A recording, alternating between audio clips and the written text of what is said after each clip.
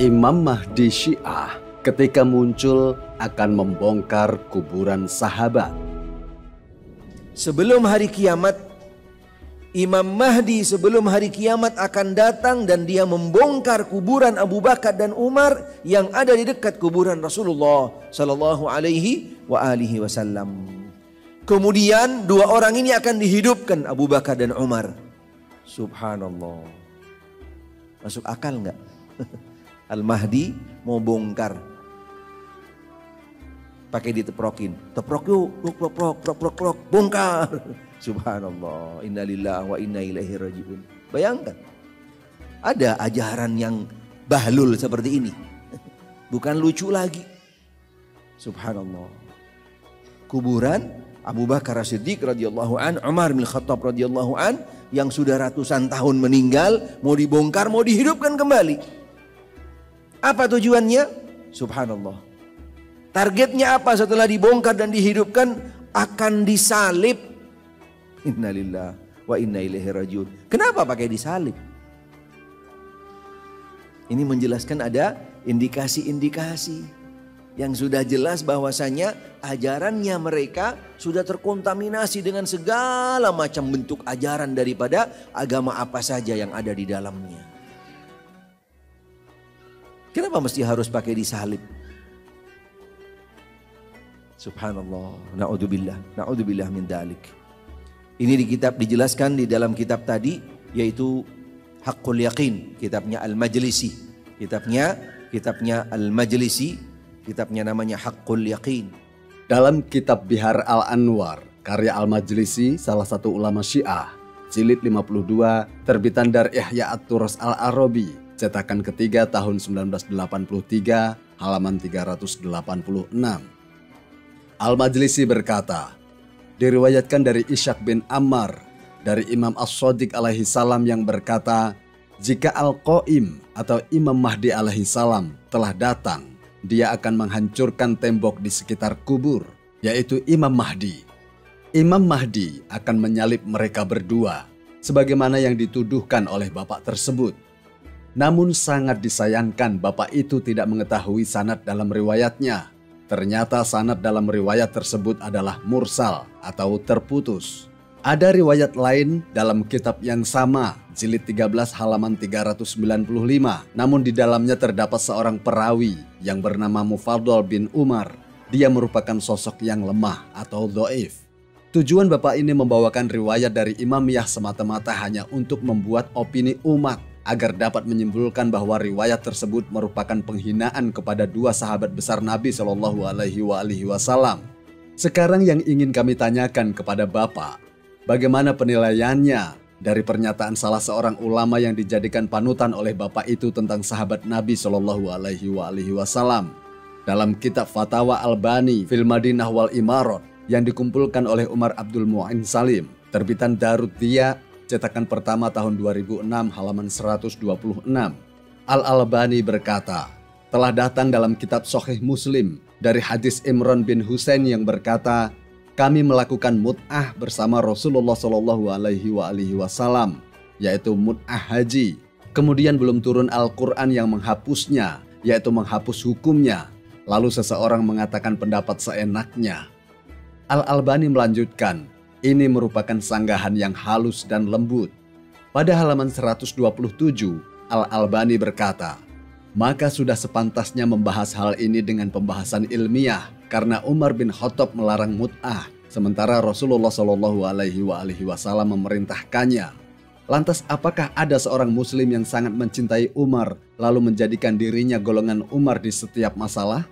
Sungguh hal ini mustahil. Karena dia akan menemukan Umar berpendapat dengan sesuatu, sedangkan kebenaran bertentangan dengannya. Kami tegaskan, sedangkan kebenaran bertentangan dengannya. Bukankah pernyataan Al-Albani tersebut merupakan pelecehan kepada sahabat Nabi Shallallahu Alaihi Wasallam? Dalam kitab I'lamul Muwaffiqin, karya Ibn Qayyim, salah satu ulama rujukan kelompok Wahabi, jilid 4 terbitan dari Ibnul Jauzi, cetakan pertama tahun 1423 Hijriah, halaman 21. Ibn Qayyim berkata, dan telah tertutupi dari Umar perkara tayamum orang yang junub. Lalu berkata, jika tetap dalam keadaan junub selama 1 bulan, dia tidaklah sholat sampai mandi terlebih dahulu. Juga tertutup dari Umar sanksi potong jari, dan telah tertutup juga darinya perkara memohon izin. Dan setelah itu, Ibn Qayyim masih banyak menyebutkan tentang hal-hal yang tidak diketahui oleh Khalifah Umar. Di sini terang-terangan imam yang diikuti oleh si bapak, yaitu Ibn Qayyim, telah melakukan penghinaan dan menganggap khalifah kedua minim pengetahuan tentang hukum. Dalam kitab Zadul Ma'ad karya Ibn Qayyim, salah satu ulama rujukan kelompok Wahabi, terbitan Muassasah Ar-Risalah cetakan pertama tahun 2009 halaman 244. Ibn Qayyim berkata, kata lafaz hadis tersebut terdapat di Bukhari. Kami melakukan haji tamattu bersama Rasulullah SAW dan ayat Al-Quran pun turun berkenaan hal itu, yaitu haji tamattu. Lalu berkata seseorang dengan pendapatnya sendiri, sesungguhnya ini merupakan pendapat darinya, yaitu Umar bin Khattab, yang mana dia telah membuat hal baru di dalam ibadah haji, bukan dari Rasulullah SAW. Kami tegaskan, dia membuat hal baru di dalam ibadah haji, bukan dari Rasulullah SAW. Bukankah pernyataan Ibn Qayyim ini merupakan penghinaan kepada Khalifah Umar bin Khattab? Mengapa Bapak diam dan tidak mengomentarinya? Di dalam kitab Minhajus Sunnah karya Ibn Taimiyah, salah satu ulama kelompok Wahabi, jilid 2, cetakan pertama tahun 1986, halaman 60. Ibn Taimiyah berkata, seandainya dibolehkan bagi Rafidhah untuk mengatakan, sesungguhnya mereka, yaitu para sahabat adalah orang yang mencari kekayaan serta kedudukan, maka Nasyibi juga boleh mengatakan Ali adalah orang yang zalim yang mencari kekayaan dan kedudukan. Ali berperang untuk meraih kekuasaan, bukan untuk kebenaran, sehingga orang Islam berperang satu sama lain. Sementara dia, Ali, belum pernah memerangi orang-orang kafir, dan sepanjang kekuasaannya tidak membawa keberhasilan apapun bagi muslimin, melainkan keburukan dan fitnah dalam agama dan dunia mereka. Kami tegaskan, melainkan keburukan dan fitnah dalam agama dan dunia mereka. Kami tegaskan, melainkan keburukan dan fitnah dalam agama dan dunia mereka. Bukankah pernyataan Ibn Taimiyah ini merupakan penghinaan kepada Khalifah Ali bin Abi Thalib? Mengapa Bapak diam dan tidak mengomentarinya? Atau mungkin karena Ibnu Taimiyah dan Ibnu Qayyim merupakan imam Bapak? Dalam kitab Syarah Al-Aqidah Al-Wasithiyah karya Al-Utsaimin, salah satu ulama Wahabi, jilid 2 terbitan Dar Ibnul Jauzi, cetakan ke-6 tahun 1421 Hijriah, halaman 292. Al-Utsaimin berkata, tidak ada keraguan lagi bahwa sebagian sahabat ada yang mencuri, meminum khamr, menfitnah orang lain berzina. Juga terdapat perizinan, baik sudah beristri atau bersuami maupun belum. Akan tetapi semua perbuatan ini tertutupi oleh keutamaan dan keindahan mereka. Pernyataan ini kami serahkan kepada para pemirsa yang masih mencintai dan memiliki rasa keadilan. Tuduhan Bapak kepada Syiah tentang masalah ini mengingatkan kami kepada sebuah peribahasa. Jika rumah Anda terbuat dari kaca, maka janganlah melempari rumah orang lain dengan batu.